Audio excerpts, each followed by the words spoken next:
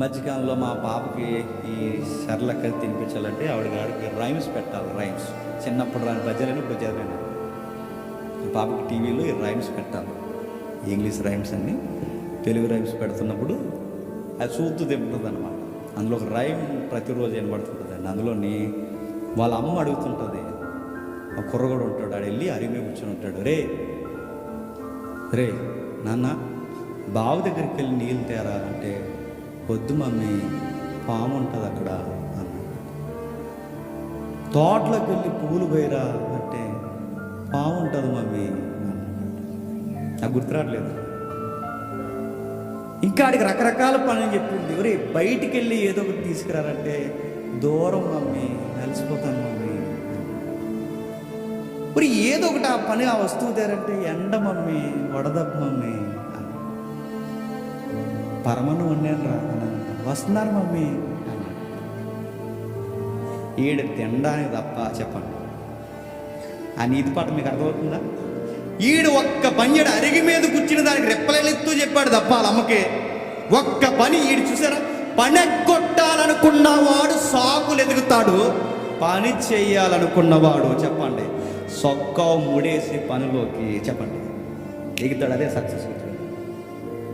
సోమరు ఎప్పుడు సాకులు చెప్తాడు, వాడు ఎదగడు.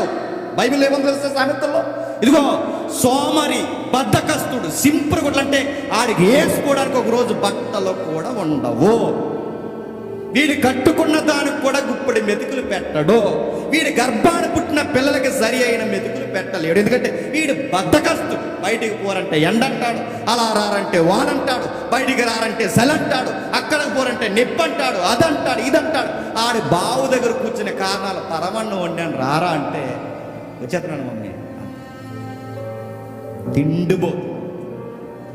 తిండిపోతు లైఫ్లో సక్సెస్ అవరు. ఏదో ఒక పని ఉండాలండి లైఫ్.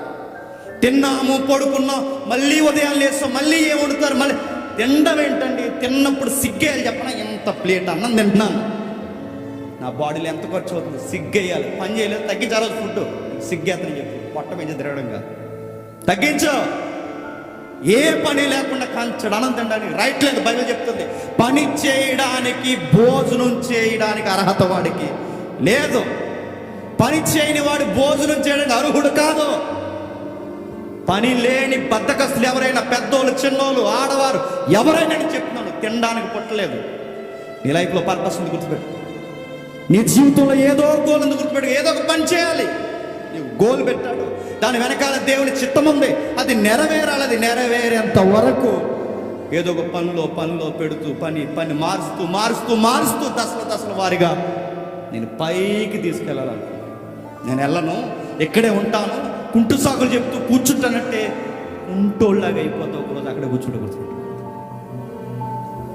ఒకే వైపు కదలకండ పడుకుంటే ఏమవుతారో, కురుపులు బట్టి కుళ్ళిపోయి చచ్చిపోతారు. మళ్ళీ చెప్తున్నా, ఏ పని చేయకుండా ఎల్లకల్లా ఒకే పొజిషన్లో పడుకోండి, ఈపు కుళ్ళిపోయి చచ్చిపోతారు. మళ్ళీ చెప్తున్నా, కదలకపోతేనే బాడీ చచ్చిపోతే లైఫ్లో ఏం కదలకుండా సక్సెస్ అయిపోవాలంటే ఎలాగైపోతుంది సక్సెస్?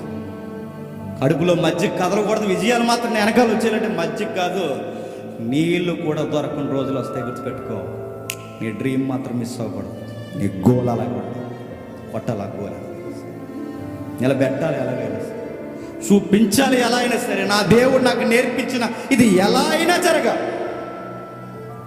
ఆ ఇంట్లో ఏం పని చేస్తాడంటే అబ్బాయికి ఆ ఇంటికి వెళ్ళి అడగొచ్చు, ఒకవేళ లేరు కానీ ఏ పని అయినా చేస్తాడండి, చేస్తాడు. ఆ పని ఏ పని అయినా చేస్తాడు. మన ఇంట్లో మన పేద కుటుంబాల్లో మన తల్లిదండ్రులు మనకు అన్నీ నేర్పిస్తారు. నేర్చుకోండి, నేను సీరియస్గా చెప్తాను, నేర్చుకోండి.